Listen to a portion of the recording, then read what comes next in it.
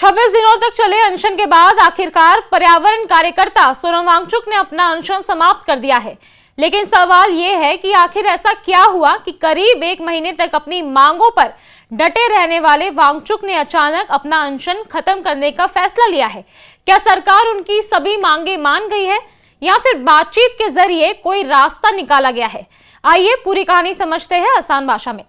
सोनम वांगचुक ने 28 जून को NEET paper leak और परीक्षा व्यवस्था में सुधार की मांग को लेकर जंतर मंतर पर चल रहे छात्रों के आंदोलन के समर्थन में आमरण अनशन शुरू किया था। अनशन के दौरान उनकी तबियत बिगड़ने पर उन्हें पहले सफदरजंग और फिर दिल्ली हाईकोर्ट के निर्देश पर गुरुग्राम के मेदांता अस्पताल में भर्ती कराया गया था। अस्पताल में भर्ती होने के बावजूद उन्होंने अपना अनशन जारी रखा। इस बीच कई राजनीतिक दलों के नेता, सामाजिक संगठनों के प्रतिनिधि और अलग अलग वर्गों के लोग उनसे मिलने पहुंचे थे और बातचीत का दौर भी लगातार चलता रहा था। लेकिन गुरुवार देर रात घटनाक्रम ने नया मोड़ लिया। केंद्रीय मंत्री जेपी नड्डा और डॉक्टर जितेंद्र सिंह मेदांता अस्पताल पहुंचे। उनके साथ लेह लद्दाख एपेक्स बॉडी के वरिष्ठ प्रतिनिधि भी मौजूद थे। सोनम वांगचुक के मुताबिक पिछले 2 दिनों से सरकार और उनके बीच लगातार बातचीत चल रही थी। उनका कहना है कि वो चाहते थे कि जिन मुद्दों पर सहमति बने उन्हें केवल मौखिक रूप से नहीं बल्कि लिखित रूप से यानी रिटन में भी दर्ज किया जाना चाहिए। बातचीत के बाद कुछ बिंदुओं पर लिखित आश्वासन दिया गया, जिसके बाद उन्होंने अपना अनशन समाप्त करने का फैसला लिया। वांगचुक के अनुसार उन्होंने ये भरोसा दिया गया कि जंतर मंतर पर शांतिपूर्ण प्रदर्शन करने वाले छात्रों और संसद चलो मार्च में शामिल युवाओं के खिलाफ कोई कानूनी कार्रवाई या एफआईआर दर्ज नहीं की जाएगी। इसके अलावा पेपर लीक से जुड़े घटनाक्रम में जान गंवाने वाले छात्रों के परिवारों को मुआवजा देने और पूरे मामले पर संसद में विस्तृत चर्चा कराने का भी आश्वासन दिया गया है।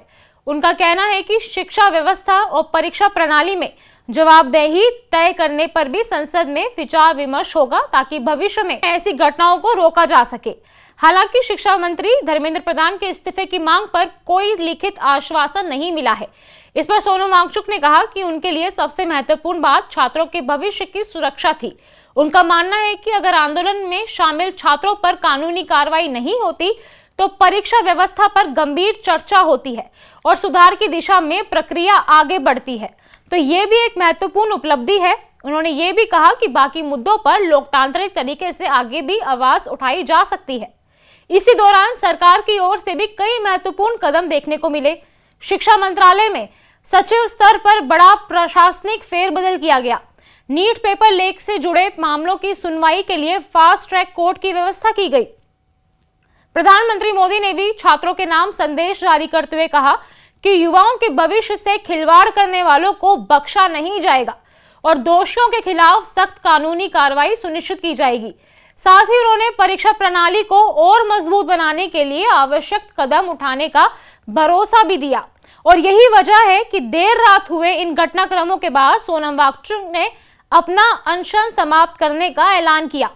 हालांकि उन्होंने ये भी स्पष्ट किया कि आंदोलन का उद्देश्य केवल अनशन करना नहीं था बल्कि परीक्षा व्यवस्था में पारदर्शिता और छात्रों के हितों की रक्षा सुनिश्चित करना था।